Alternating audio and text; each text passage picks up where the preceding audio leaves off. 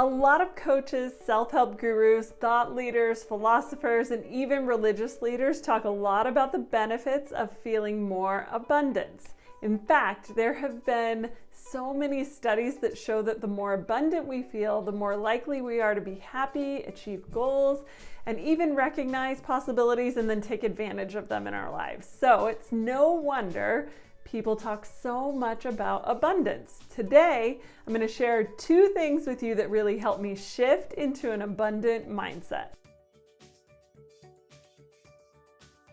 We live in an amazingly abundant time in an incredibly abundant society. The term abundance mindset was originally coined by Stephen Covey in his super popular 7 Habits of Highly Effective People book. And an abundant mindset refers to the view that there is plenty out there for everyone. An abundant mindset changes our brain's filters and allows us to experience more abundance in our daily lives.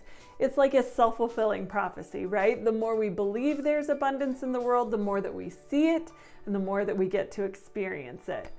An abundant mindset is the opposite of a scarce mindset, where we think everything is really limited and there's never enough, right? If we have a scarce mindset, it doesn't matter what we have around us, we won't be able to see it. We limit ourselves from accessing that abundance. So something I've noticed while working with clients is that even people who typically say that they feel very abundant have slipped into more of a scarce mindset over the last couple of years. I think that part of this has to do with the fact that at different times they just couldn't get things that they are normally used to being able to get very easily. Things like toilet paper or meat or furniture, etc., etc. You know what I'm talking about. You've lived the last few years. Because they have felt scarce in those areas, that brain pattern starts to show up and seep into other areas of their lives. Then they feel more competitive and compare themselves more in other areas. They feel more scarcity in their relationships and at their job and even with their own potential. So here are 2 things that really help me shift back into abundance. Number 1, I look at what I'm feeling scarce about and then I ask myself, is this really a limited good? This is the first step because so often we are feeling scarcity about things that are actually unlimited resources.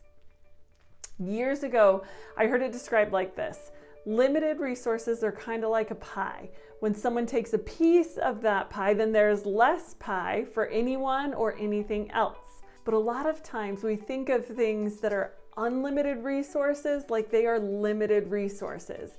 We look at love, happiness, and success, and we think they're limited, like there's only so much of that pie. But of course, that's not how it works. But when we think like that, we see someone else having some success or happiness, and we don't like it.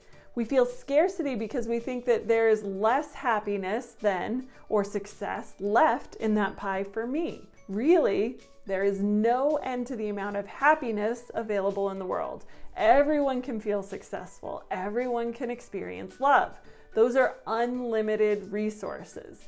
Even money is an unlimited resource in our modern society. When we understand the difference between limited and unlimited resources, then we can feel happy for others and celebrate with them when they get things like money or health or peace, because they can have it and I can too. Then we are even willing to help others get more of those things in their lives because we can stop worrying that somehow we're going to miss out on it just because they have some.